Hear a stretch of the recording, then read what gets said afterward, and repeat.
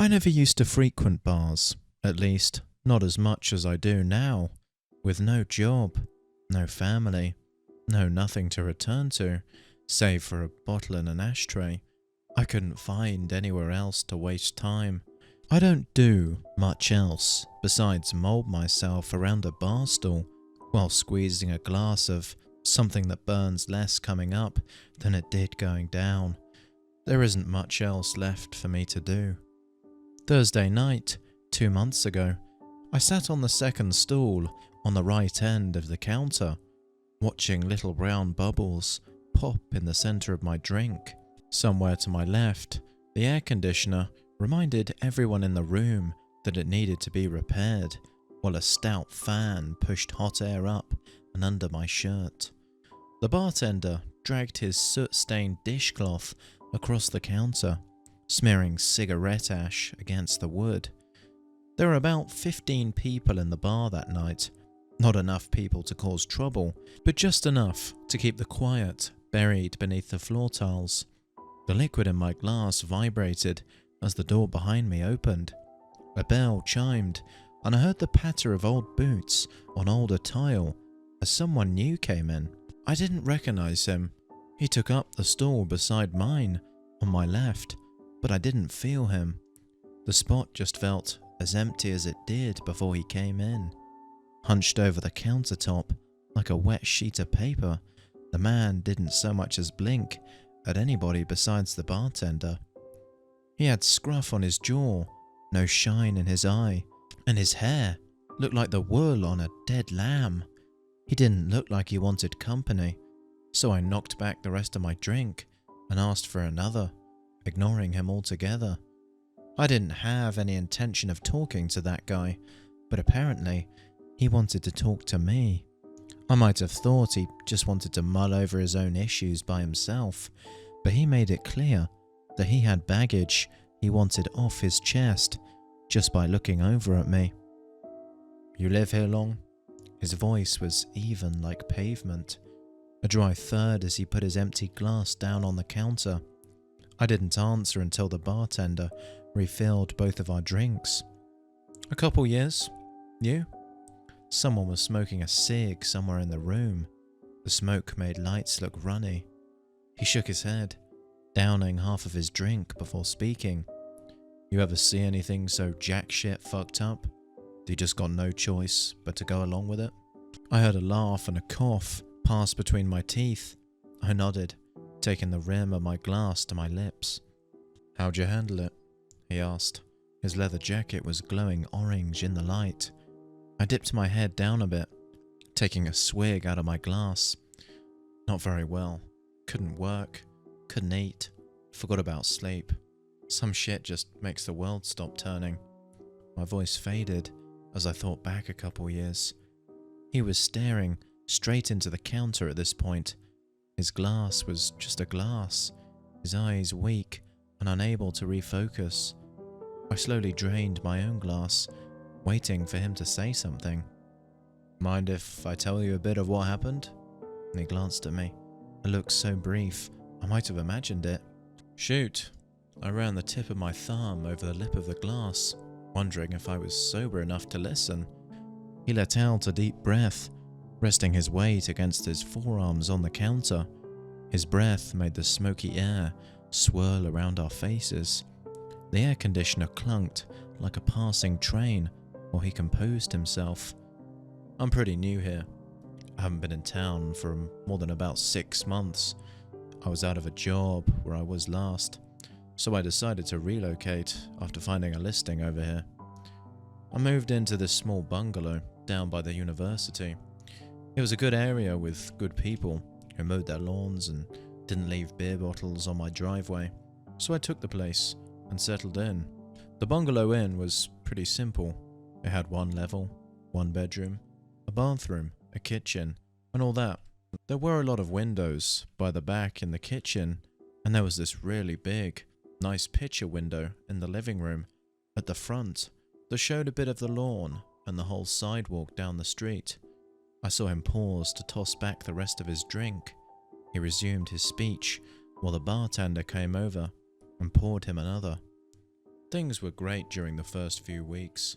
The job was steady, no issues with the electricity or water. He stopped again, and when I looked over at him, his hands were clenched tight around the glass, like it was the only thing reminding him where he was. Fast forward a few weeks, and I started to notice one of my neighbours. From the moment I first saw him, I probably should have considered moving out, but I didn't have enough money on me to get another place so soon after getting the one I had. This guy was average looking, wearing jeans and a plain shirt, standing on the sidewalk down from my house. I saw him through that big window by the front of my house, wondering why in God's name I could see through him. I coughed as a dribble to my drink slid down the wrong pipe. You what?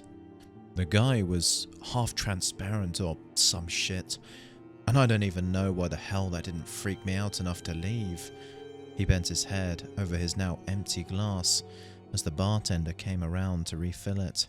By this point, I noticed that a fair number of people had gathered around us. Their eyes were watery with interest, but none of them spoke up to urge the man beside me to continue speaking. So, after I saw that guy for the first time, I remember staring at him for a bit, thinking that, okay, maybe he's just curious. Maybe he was shy. Maybe he was actually a concerned neighbour.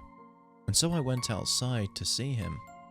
Imagine my surprise when I get outside and find the sidewalk empty.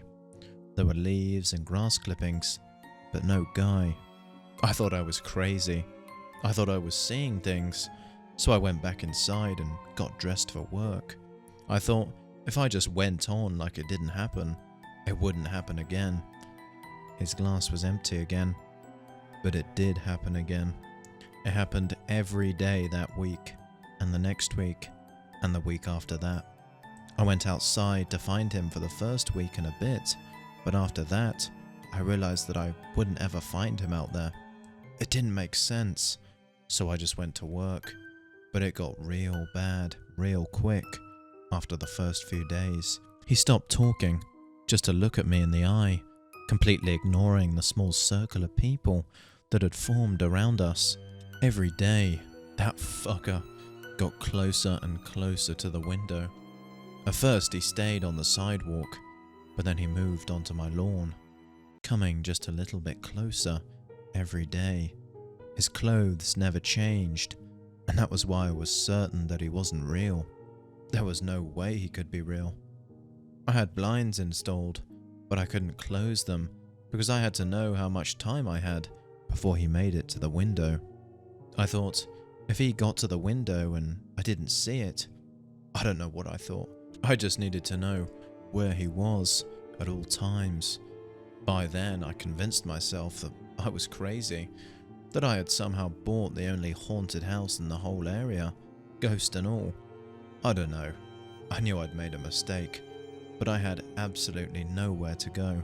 And I still hadn't even saved up enough to rent an apartment I'd found just 10 minutes away from my workplace. He stopped to swirl his drink around his glass, his eyebrows raising as he took in the growing crowd of drunks. People were murmuring to each other, but he looked like he didn't hear it. He probably did, but I felt like he needed to pretend he was just talking to me. When he was about 6 feet from that window, I started smelling his really nasty, rotten smell, like someone left out spoiled meat and eggs. His voice had gotten softer. The next day, he was 5 feet away, and I couldn't see his feet or much of his calves anymore. The smell was worse, and even my co-workers were starting to notice it when I got to work.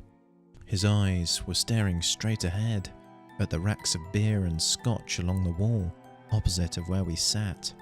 When he spoke again, his voice was so quiet that I had to hold my breath just to hear him. Then he was 4 feet away, and I couldn't see his legs at all.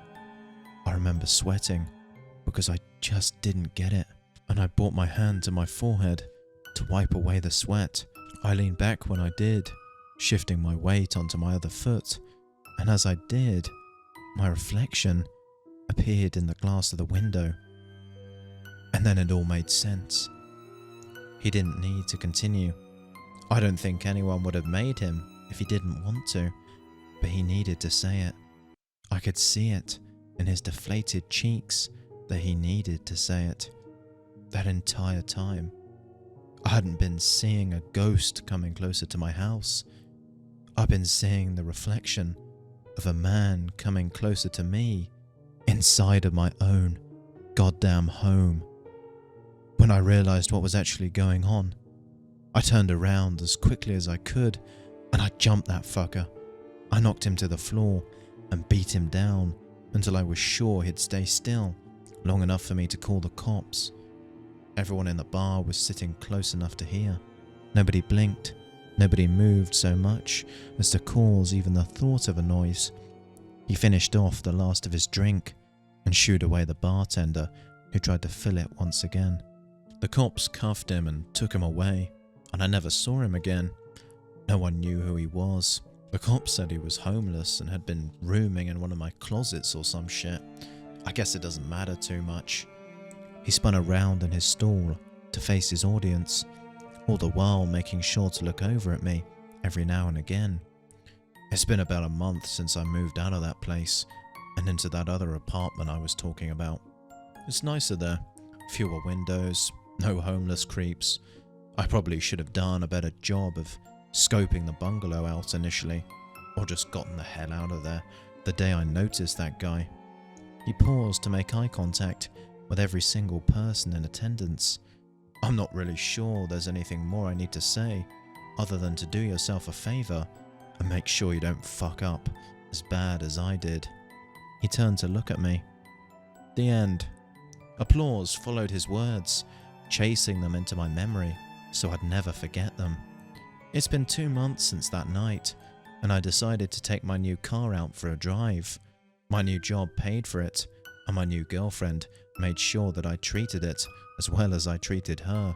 Before I knew where I was headed, I ended up by the university, cruising through the family-friendly streets lined with sprinklers and flower beds. On my right was a line of homes, bungalows, most of them occupied, except for a few. As I drove past them, I noticed this one particular home with a great picture window right at the front of the house. Sunlight created a streak of brightness against the glass, but even through the glare, I could make out the shape of a man's head, shoulders and chest, and a pair of hands pressed to the window. I blinked, and the image disappeared. I left the neighborhood and drove straight home, calling my girlfriend on the way to know that I'd need a drink when I got home. Like I told that man months ago, some shit just makes the world stop turning.